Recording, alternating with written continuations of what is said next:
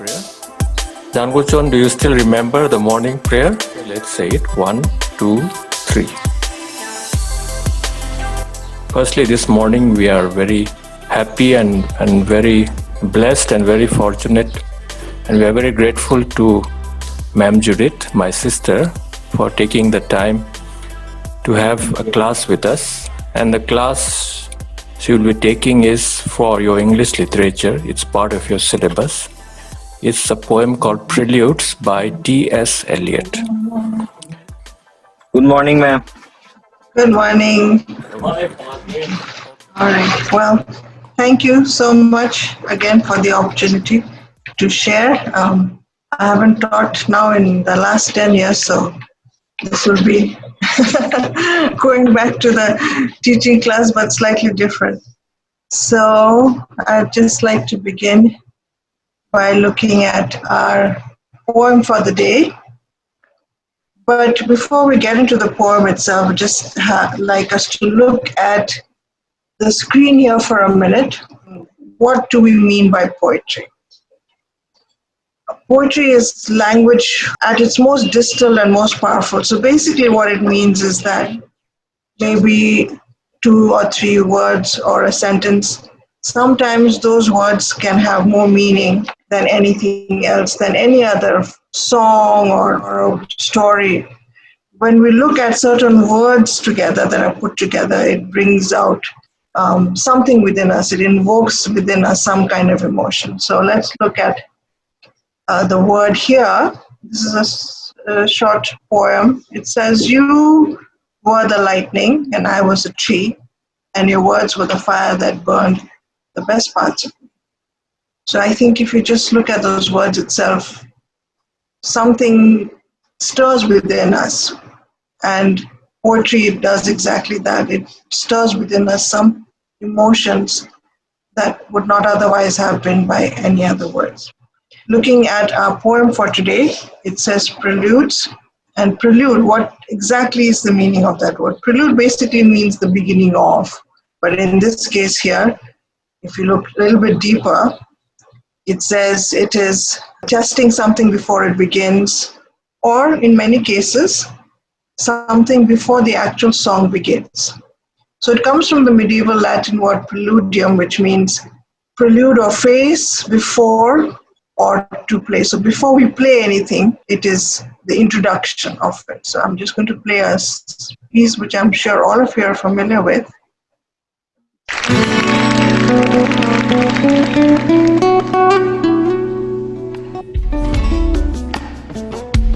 I haven't heard this song in a while.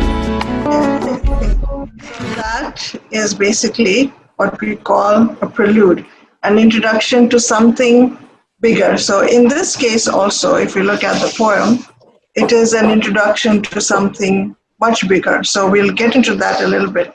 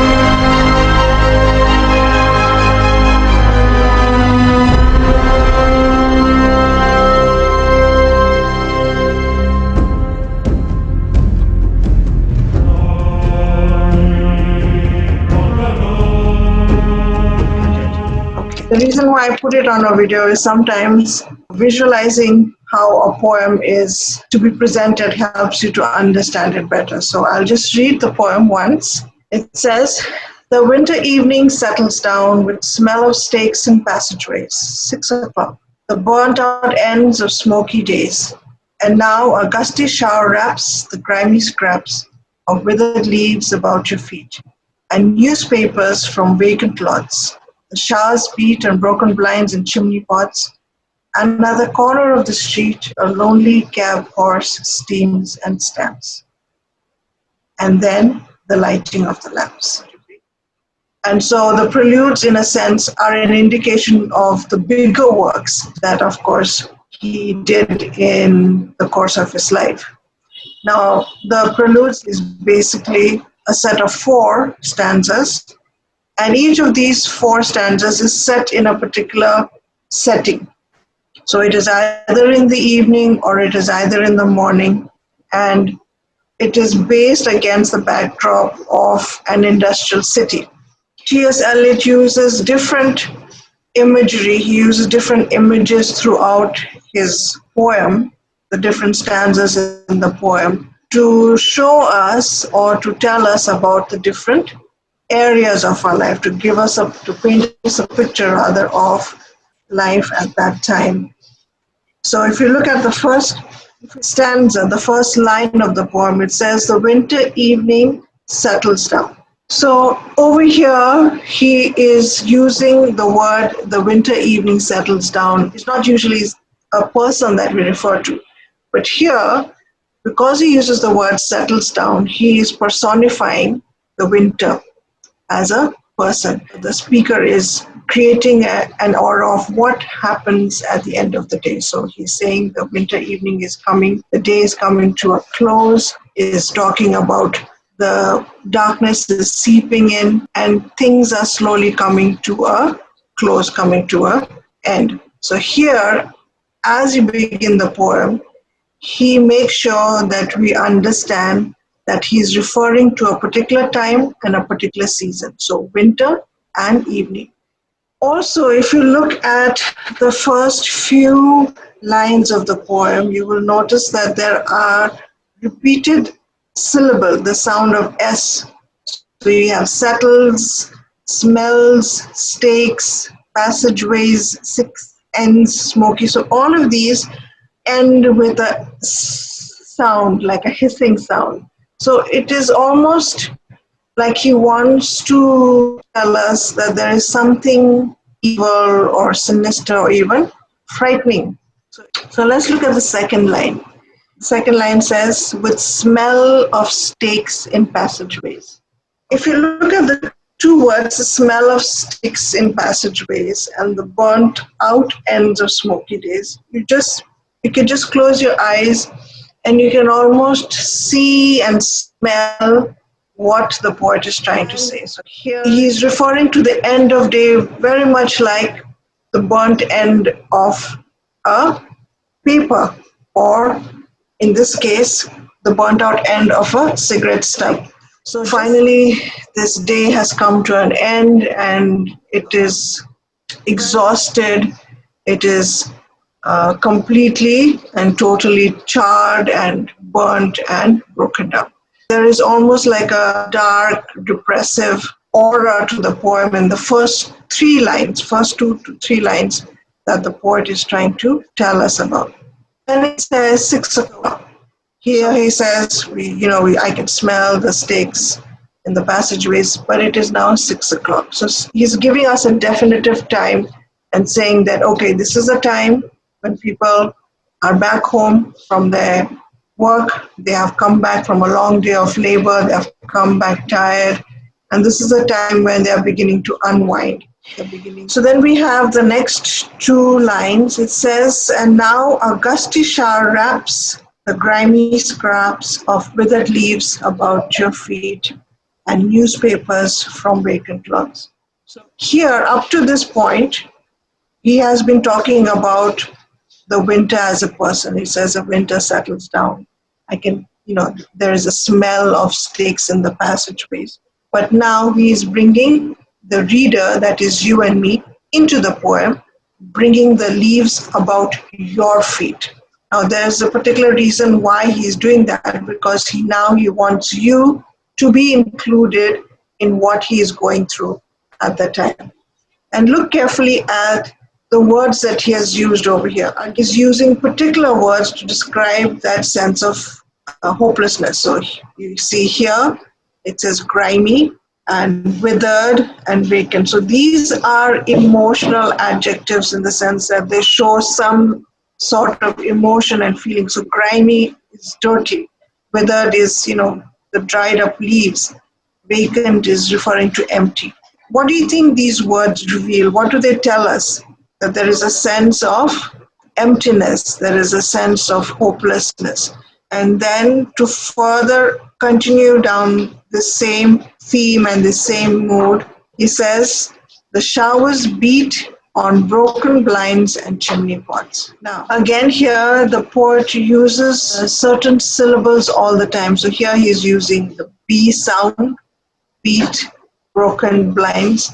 So here, where he's saying the showers, that means the rain, the pouring rain is beating down hard. Beat, he uses the word beat. He doesn't say pour, he doesn't say, falling. He uses a specific word beat. Beat is like hitting on the blinds. Now, blinds are the window shades, so it continues to beat down, continues to strike down on the broken window shades. So again, because the window shades are broken, he's referring again to like a sense of ruin and despair that is already prevailing in the poem. As he talks about this rain pounding down on the broken blinds and chimney pots, he increases that sense of drama in the poem by saying, and at the corner of the street, a lonely cab horse steams and stamps. Now, he doesn't have to say a lonely cab horse, but he uses the word lonely right here because, in a way, he's projecting that loneliness that he's feeling inside of himself. The horse is stamping its feet probably because it is cold and wants to keep warm. So these two words again reinforcing that it is raining, it is pounding down hard, it is cold, and it is miserable. So finally, let's just read the poem one more time, and this time let's look at the poem a little bit differently. The winter evening settles down, smell of steaks in passageways, 6 o'clock, the burnt out ends of smoky days. So here these two words I've highlighted in green are rhyming with each other. And now a gusty shower wraps the grimy scraps of withered leaves about your feet, and newspapers from vacant lots the showers beat. The showers beat on broken blinds and chimney pots. At the corner of the street, a lonely cab horse steams and stamps.